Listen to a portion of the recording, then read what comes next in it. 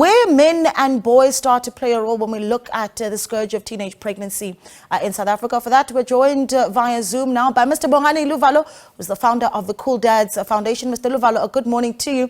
Thank you so much for joining us on the agenda. Good morning, Naledi, and good morning to the agenda viewers at home, and thank you for the opportunity. I'm keen to start off with just the work that the Cool Dads Foundation really does in trying to bring in even teenage fathers into the fray. I mean, as we've been covering the story this morning, we've heard young girls talk about how the biggest, I suppose, challenge for them is that once they have fallen pregnant, the fathers, whether young or old, tend to run away, and these young girls are left to deal with these issues alone. Is it because we're simply not having these conversations with young boys? Two things, Naledi. I think the first one, of course, we're not having those conversations about a responsibility of a man or a young man, in this particular case, when you talk about teenage pregnancy, on what comes with the responsibility of being sexually active.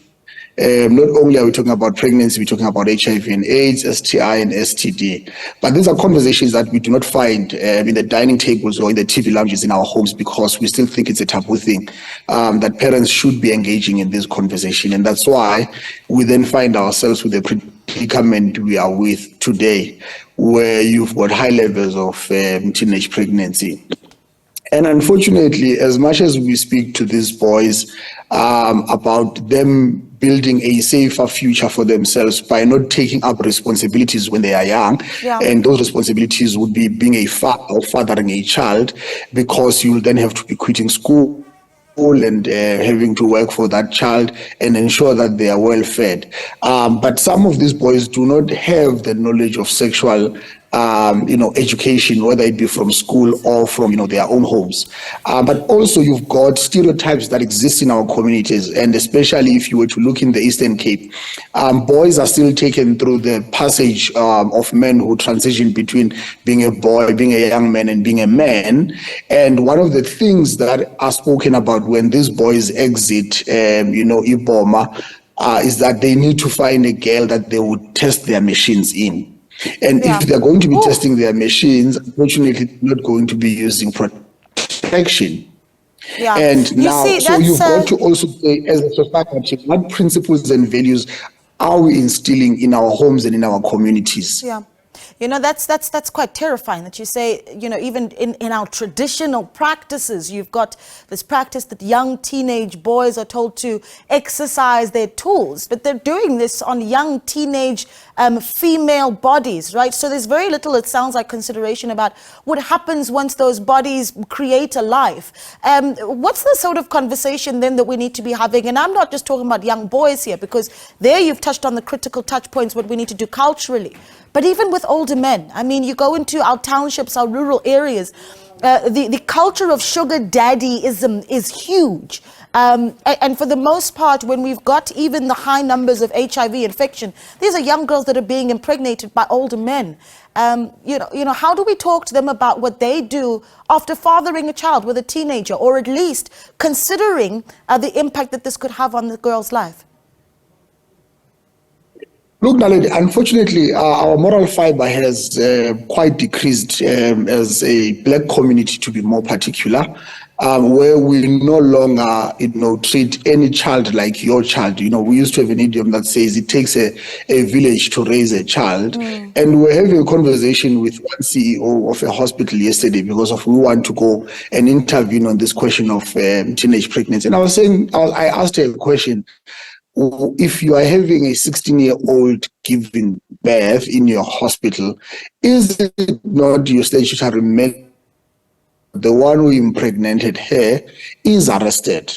And she was also saying that, but Bongani, you find that uncles, fathers, mothers, and aunts are the ones who come back into the police station to drop these charges. So we are a lawless society that embraces a low level of morality, whether you look at it traditionally or in a religious perspective.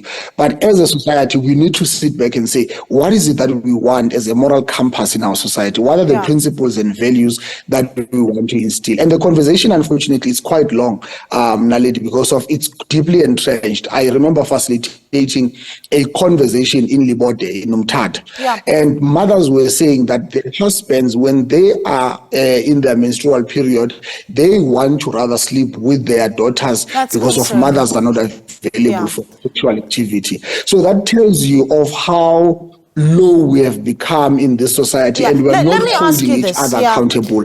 First as men. Yeah. Let me ask you this, Bongani, because, you know, I suppose this is actually getting to be quite a difficult conversation, because you're painting a picture of how, you know, morally far behind we are in protecting teen girls in this country. Where are the platforms that we need to take young men particularly, so that we're able to start to seeing some progress here? I know that those platforms do exist, like the Cool Dads Foundation. Look, we not only do we need Cool Dads Foundations and many other organizations like Life, but we need to go and start conversations in these institutions. Conversations in schools, conversations with traditional leaders, conversations with religious leaders.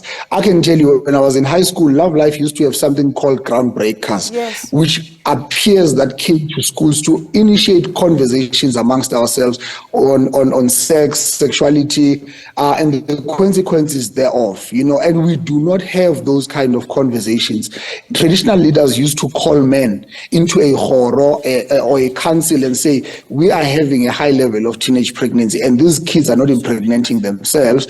How do we sort this out, and how do we hold ourselves accountable? So I think that's where the dialogues need to go, Naledi. Traditional leaders, the House of Traditional Leaders, need to initiate this conversation, and we bring each other to account on how are we behaving in this society. You know, Department of Education, SATU needs to play a role. It cannot only be organizations like Cool Dads Foundation and other relevant organizations, but we need a serious conversation, because not only are we talking about teenage pregnancy, but we're also talking about an increasing and alarming statistics around HIV and AIDS. Eastern Cape and KZN are in the leading fold, and it's young girls that are actually being infected. In fact, let me So clarify it means those that numbers we need for to you. have, you know, a serious conversation. Yeah, and let me clarify those numbers for you. About 2,000 young girls in South Africa are impregnated every week between the ages of 15 to 24. Alarming. So a lot of work that needs to be done. Bongani, thank you so much for contributing to the work being done nonetheless. Bongani Luvalo there, the founder of the Cool Dads Foundation.